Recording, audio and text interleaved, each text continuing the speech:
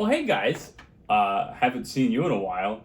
I've been arguing with this show's group of producers to basically get a new phone to record these videos with, and the producer of these videos finally decided to get a phone that doesn't have 64 gigabytes of memory on it, so I could actually, make these videos again. So maybe my New Year's resolution. I mean, the producer's resolution wasn't to. Maybe their resolution wasn't to maybe start making videos in 2023 again. Maybe it was just to get a new recording device, new phone, and maybe a tripod. I don't know. I'm not the producers. Just kidding. I am. It's my fault. I just haven't really had a phone to do this, but now I do. And I have a whole lot of ideas, mostly to just sit in front of this phone. Maybe I'll do it here at my dining room table. Maybe I'll do it somewhere else. Maybe, Kitty, who you can probably hear scratching at a chair, is also going to join us. But, who gives a hoot? I also have an Apple Watch now, so I can not only see myself, but see how long it's taken me to barble for so long. So anyway, I'm really excited to be doing this again, because I really love talking about shoes. A lot has actually happened in my life since I started making these videos. Sorry, I'm looking at my cat, who is like, I have a bunch of shoes over there that I'm going to talk about, but Kitty is like taking her little claws and scratching at all this stuff, and she's probably going to show up. So, I guess for those of you who don't know, we have a cat now. That's pretty exciting. So there's Moose, who's a dog, he's a little corgi, and there's Phoebe, who's a cat. She's a cat. My shoe collection has changed quite a bit. It's grown in some ways, it's shrunk in other ways. My wardrobe in general hasn't changed much, other than the fact that it's become a little bit more well-rounded, maybe. Like, I think I have a solid collection of wearable, right? That's the big thing, of wearable tailored clothing options and in-betweens, and then more like everyday, denim, jackets, whatever you want to call it. I mean, I think I've really come into this world, this hobby, this is like my life, right? Most of my friends who I talk to almost on a daily basis are into this as well, all over the country, in some cases all over the world. I love shoes. Like, I love shoes. I love the construction. I love materials. I love leather. I think it's such a cool material. I love restoring shoes and rebuilding them and working with them. And that's really to my next point and I'll probably make a video about this, or like at least about my experience at some point. No, I've made some videos about actually restoring shoes, but I actually started a business. So I'll link my Instagram in this video. I'll link it in the description. Just in case people are interested in seeing, what I do really for fun. It's a side business. I have a full-time job working in software, but this has really become something that I enjoy doing it. I really, really enjoy doing it. It makes me feel like accomplished. It makes me feel good working with my hands. So, more to come on that at some point. Maybe. I don't know. But anyway, the point of this video was to talk about made-to-order shoes, really primarily outside of a group made-to-order program, and doing one-to-one orders of shoes almost exclusively online, except for, maybe one or two off cases that I'll talk about in this video. But made-to-order shoes, my experience doing made-to-order with a number of different makers, and talking about some of my experiences doing that, because it's become so prevalent in the quality shoe market, really. I mean, you go to like Vans.com, for example, and those aren't necessarily poor quality shoes, but they're not welted or stitched down or stitch constructed pieces of leather footwear. But you go to Vans, and this has been pretty common for a long time, where you go, I want this pattern on this fabric, and they'll make you a shoe and they'll mail it to you. But in the quality shoe market, probably in the past 5 or 6 years, especially since like Instagram has grown in this space, or this space has grown on the Instagram platform, I should say, or even like WhatsApp, the experience of people really messaging someone and saying, this is what I want based on the things that you have, can I have it? And then a maker being like, yeah, okay. But that has grown quite a bit. So I wanted to talk about my experience talk about like value in this space, because you hear that thrown around all the time, right? Value in shoes and objectivity and subjectivity, and like, is something better or worse than something else? And to be honest with you, there's so much subjectivity that people might like pepper in as objectivity. Like, I'm going to cut this pair of shoes in half, and that's going to be the be all end all of whether or not this is a quality pair of shoes, while I'm looking at like a pair of Aldens, like not talking about all of the other things that make Aldens really, really not only special, but valuable in this space. As someone who has not only designed shoes now, I've had an opportunity to actually, design lasts, design patterns, and go through the building process of a pair of, in this case, 4 pairs of welted footwear for my own brand, but also for other people, and working with those folks to really understand, like, how do you make your shoes? How do your lasts fit? Blah, blah, blah, blah, blah. Talk about value. So anyway, we're going to talk about value. Value is, I mean, in most cases, like, the point I'm trying to make, value is entirely subjective, right? Is value the most expensive thing? Is value something that you can buy once, that you can maintain, that you can, potentially take to a cobbler or do it yourself and spend some money to keep that thing functional? Is value a little bit of both, or a lot of bit of one with some of the other peppered in there, right? Like, this is a quality shoe, but it's not that expensive, and you might be able to, resole it once or twice before it starts to disintegrate, right? Like, is that valuable to you? Like, Thursday boots, for example, like, I can't imagine, like, the thickness of the leather in combination with the materials used for, like, a heel counter or like a toe puff, in combination with the materials used to, say, make the welt, or to, do whatever. Like, a pair of Thursday boots in 10 years worn the same way as even like a pair of like Red Wing Iron Rangers, like, they will wear very differently because of the materials used to actually make that shoe, right? The construction is basically the same, but the materials used, the thickness of those materials, like the projected longevity of those materials, like, they're very different, right? So, like, is someone cool saying, you know what, I'm going to buy this once and then I'll replace it in 6 years, in 7 years? Is that more or less valuable to someone than maybe even paying more and being able to wear it for 10 years, 11 years? Like, it's a really weird thing, but, this level of footwear and this construction, like, you don't need to spend thousands of dollars to have a shoe that'll last a long time. Conversely, you can spend, I don't know, over $1,000. I mean, even looking at like the Balenciaga sock shoes, like, those don't last very long if you actually wear them. But I feel like the caveat in that space is that you don't really wear them outside. Like, you buy them and you show your friends and you show people on like TikTok or something you bought them, and you're like, nah, they'll go sit in the closet with and like, most of that's just like, it's like a dick measuring contest of like, look at how much money I've spent on these things that are kind of a waste of money. But that's neither here nor there. So, made to order shoes. What does it mean? Are they valuable? Are some programs more or less valuable than others? I don't know. Let's talk about that. And let's talk about it with this first shoe from a company that I got connected with on Instagram called Sartelier out of Mexico City. It's run by a super cool guy. His name is Patrick, or Patricio. Probably both. I totally fudged that up. Sorry. Pretty sure it's Patrick. And if it's not Patrick, I'm going to look like an idiot. But like, I'm pretty sure it's Patrick. But anyway, Sartelier is super cool. They mostly work in the like apparel industry, and they make clothing. But I saw someone on Instagram wearing a shoe that looked very similar to this, and I was like, that's super cool. And if you can't see it, it's like a little back lace situation. So all of the lacing is done effectively like over by the ankle, by the heel. It's super, super comfortable, actually. There's a tongue here. It's not gusseted, but they're really easy to wear. You would, if you would believe it.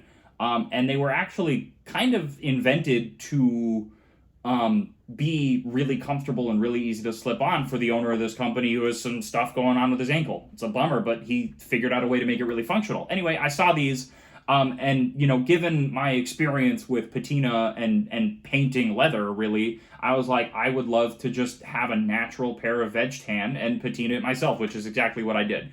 So there's a little bit of a museum finish on these, but to talk about value here, right? I bought these for $180. So for $180, I got a pair of shoes that he's saying are hand welted. And the difference between a hand welt and a Goodyear welt is that when a shoe is hand welted, the welt, right, which is this material with all the stitching going around in between the upper and the outsole, is sewn onto the shoe, onto the footbed by hand via in most cases, a channel that's created on the insole. So the insole is a piece of leather in this case, and they literally carve out a cavity where they can sew the welt to the footbed too, and then the upper is sewn together there, and that's how the shoe is constructed. I haven't cut this shoe in half. I haven't resoled this shoe, but I've worn it quite a bit. The leather sole is starting to kind of wear a little bit. And even if it is Goodyear welted, I don't care, right? Like, it's a super well-made shoe. The materials are really nice. They're easy to wear. They're comfy. The last fits my foot well. I had a great conversation with the owner of this company talking about fit. This is my Brannick size. So, for me, like, these are super valuable, right? They're not that expensive, about $180. They're made in Mexico. They are made of solid enough materials for the price. Like, will they disintegrate? Like, probably not. I wear them maybe once or twice a month. Like, I wear all my shoes maybe once or twice a month because I have so many. So, like, maybe my cases are different. But, like, there are days when I'll wear these a couple days in a row, and it's super cool. And I've had these for a couple years now. And again, like, they're super comfy. The materials are good.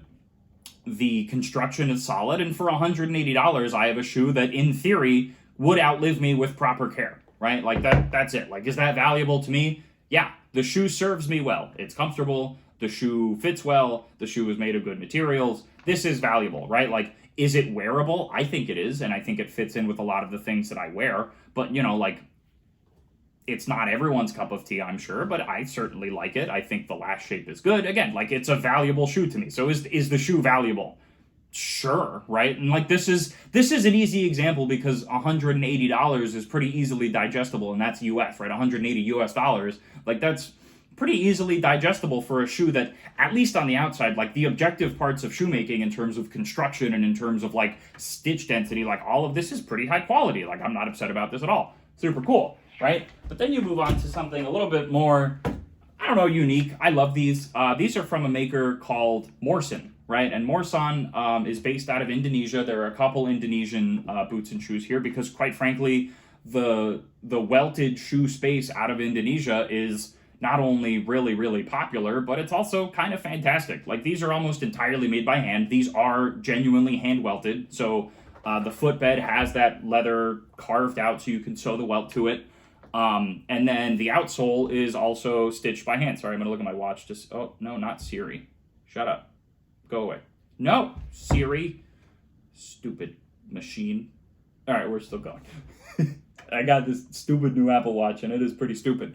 But, the difference between these and the difference between the shoes from Sartelier is that when I was speaking to the dudes at Sartelier, they were like, this is the pattern, and these are the materials. Like, that's it. Whereas these, I could get a little bit more interesting.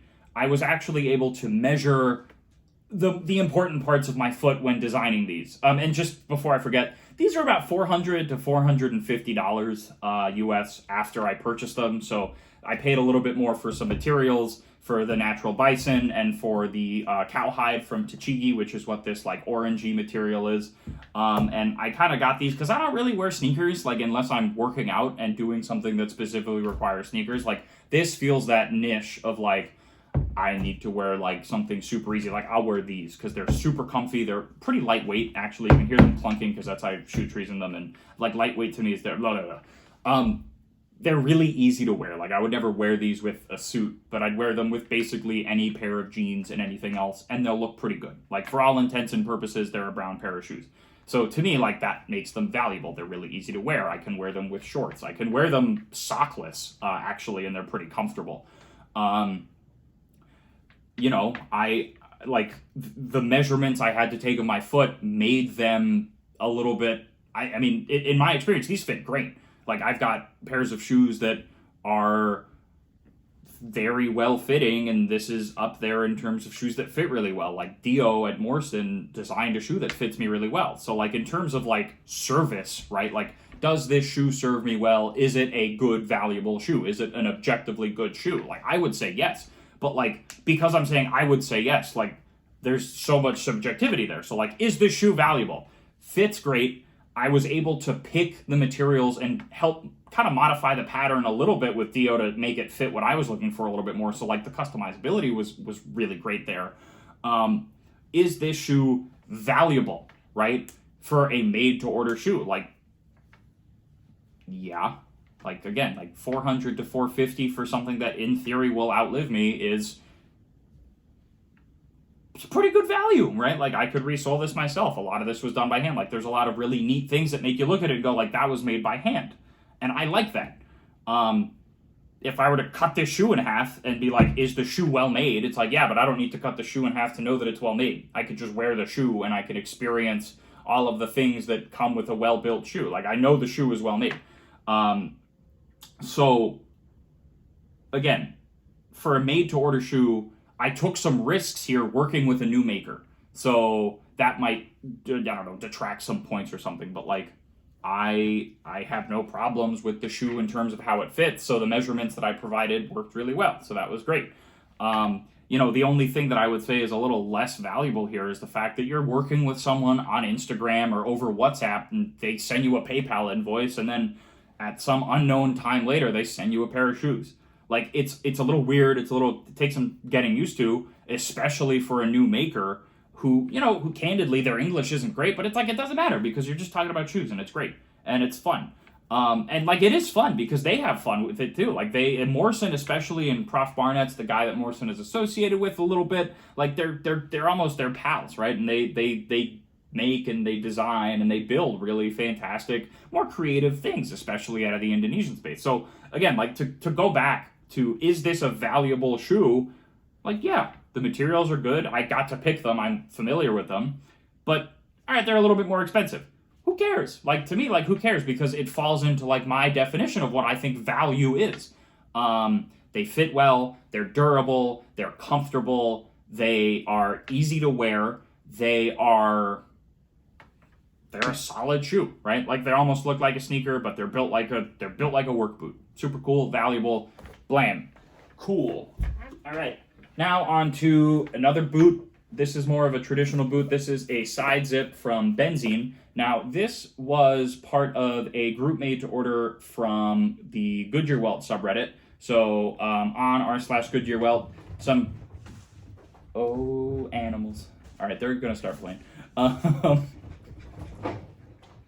So some dude on Reddit was like, I want this shoe. Are there 6 people who also want this? And then I was one of those people and I was like, yeah, okay. Made of kudu, which is wild African antelope, a solid animal that provides a solid hide. The hide is from CF Stead. This particular kudu is called Dragon's Blood.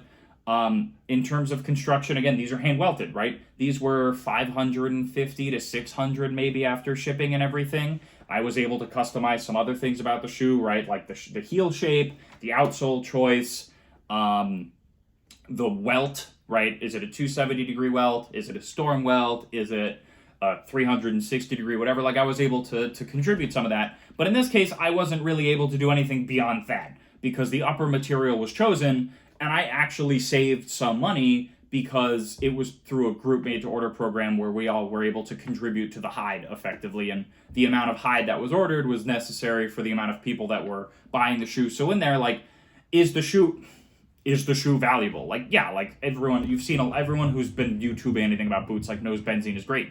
Granted, now you're getting into the territory of I'm spending a little bit more money. But again, like, to me, that's valuable. Like, I've worn these shoes everywhere, and I've been able to enjoy them. Like, you can actually see, probably, I'm going to look at my watch real quick. Like, if I hold my, oh my God. I'm not talking to you, Siri. Hello. Oh. Uh-oh. All right, I'm back. There are cat scratches in this. Like, I don't care. All right, well, I'm getting to, like, 19 minutes. So again, talk about value. Like, I'm going to bring the rest of the shoes together with the other things just to talk about value because I wanted to close up. But like,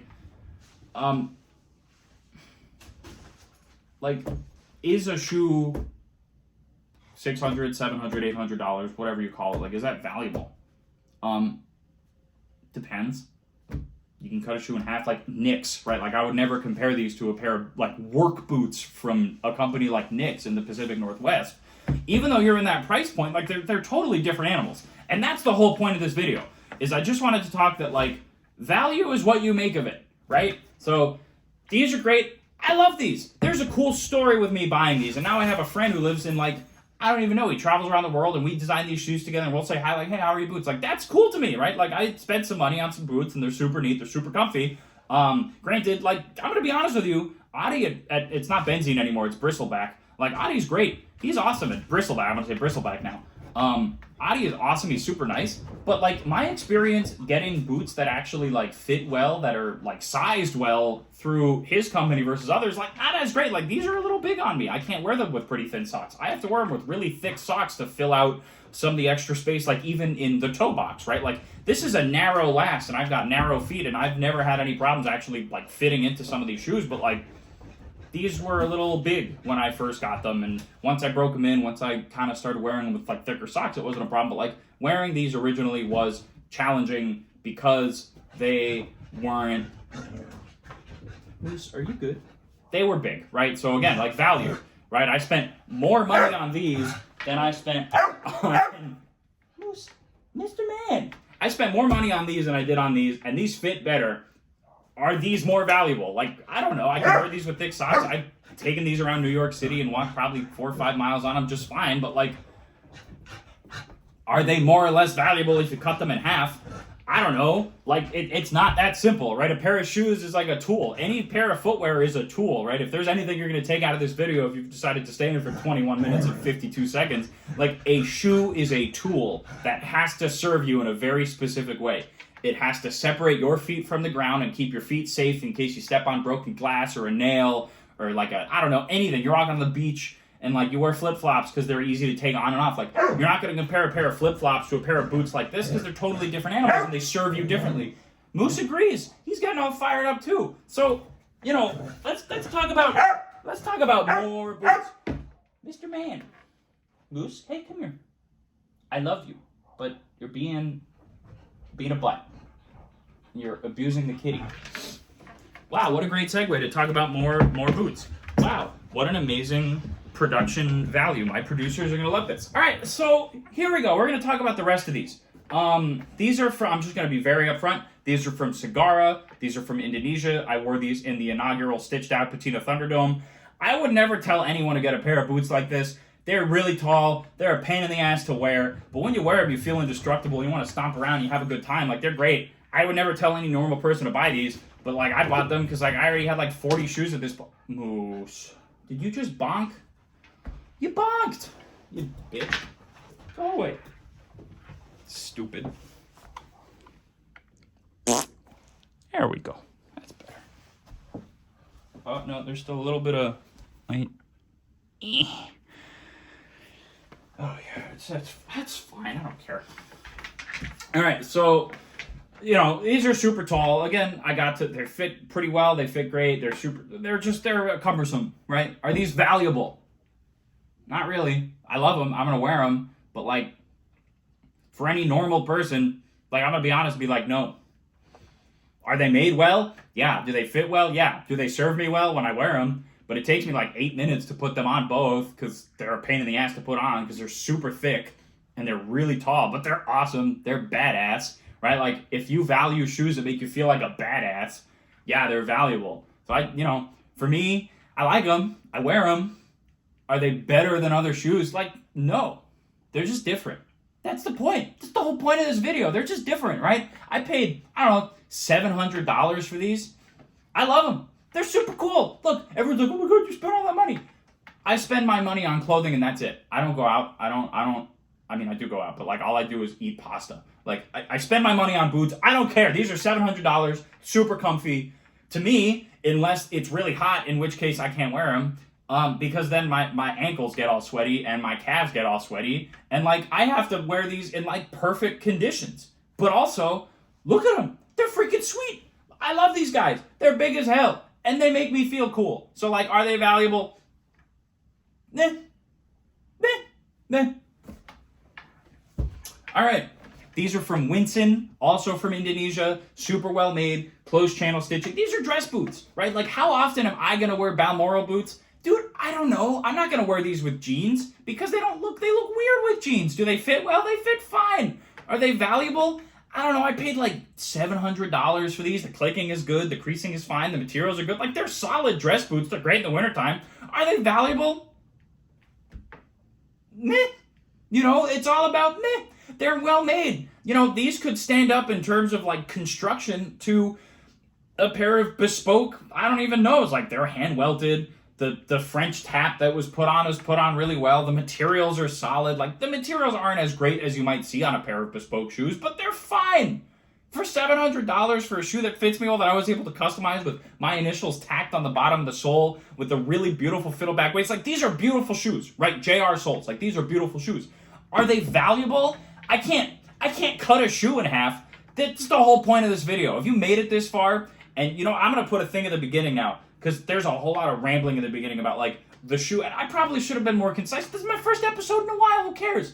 The whole point of this, right, and talking about value in a pair of shoes is you can't cut a pair of shoes in half and then be like, this is valuable, right? The experience of talking to the Winson person and giving him my measurements and getting exactly what I wanted is what makes me love these shoes. Not going online and watching some ding-dong on the internet do something to a pair of shoes that makes me be like, no, those are good. Or like saying something about a material that makes it more or less like better, right? Like, better is subjective. Like, are these comfortable? Yes. Will they last me literally forever? Yeah, probably. Like, I take care of my shoes. I built an entire business upon taking care of my shoes or other people's shoes. Like, I don't have a business taking care of my shoes. I just do it. All I'm trying to say is these are valuable to me. The construction is fantastic. I don't wear them all the time, but I love having them. I love being able to wear them. I love the story of like designing them with someone and making some adjustments to the pattern and the medallion or whatever it was. Like, they're really cool to me, and they're mine, and they make me feel good. So are they valuable? Dude, it's up to you. Like, all these people talking about materials. The materials are fine. Heel counter is fine, right? Moose, you move the camera again, dude. Whatever. Look, value. Yeah, they're valuable. Just wear the shoes, dummy. Just wear them. Buy the shoe, feel confident in your purchase, and wear the shoe. All right, good shoe. That's the memo there. Now these, if you don't like spending a lot of money, like I've already dropped some big numbers. If you don't like spending a lot of money, just like stop watching. These were about $2,100, and these were over 1,000, less than 1,500. I don't remember. They were probably 1,300 or so. These are from Nathan Florsheim. These are my NF boots, and these are a custom pair of Edward Green Galways from LaFaux in New York City. Like, are these valuable? To me, heck yeah. I have a great relationship with Nathan, and they're super comfy, and we were able to pick out the upper material together, right? He sent me a pair of his boots, because we have similar shoe sizes, to talk about how his last would fit my foot. Like, no one else has done that, right? Like, no one has literally sent me the boots that they've made by hand and been like, well, how do my boots, the ones that I wear, fit? Like, he literally sent me his boots so I could wear his boots that he's worn to be like, the right foot is a little bit different than the left foot. And, like, these are some of the best fitting shoes that I own. They are so comfortable. The upper material is awesome. Like, this is asphalt horse butt. It has worn beautifully. Like, they are just, like, they're so good. But are they valuable? To a lot of people, it'll be like, you spent how much money on a pair of shoes? And it will stop there. Because that is, like, to them, like, nope, that is, like, way past the value threshold. In terms of materials used, like, these are a flawless pair of shoes. They are made immaculately. They fit so well. They grip my heel. The ball of my foot lines up with the ball of my toes. The toe box, my feet have room to like splay out. In the toe box, like, there's nothing going on because they're unstructured, so I can just poke it. Like, they are super comfortable shoes. Are they valuable?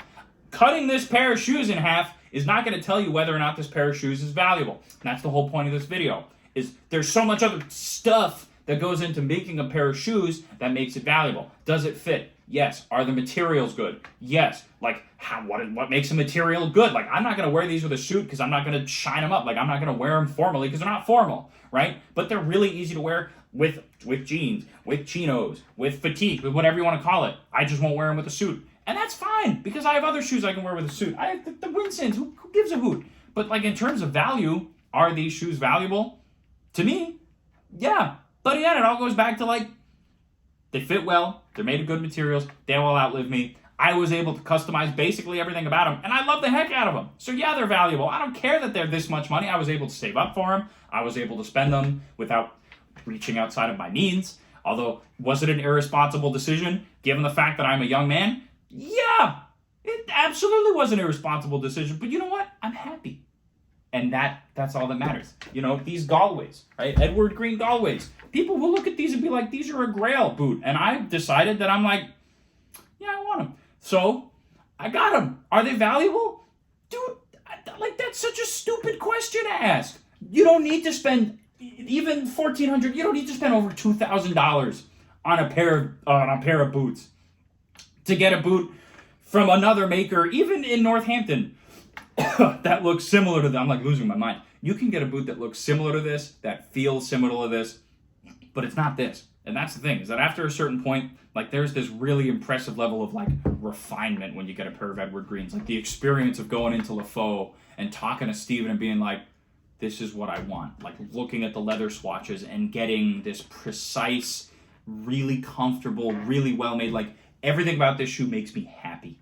And I look at this shoe and I feel happy because it's rad. And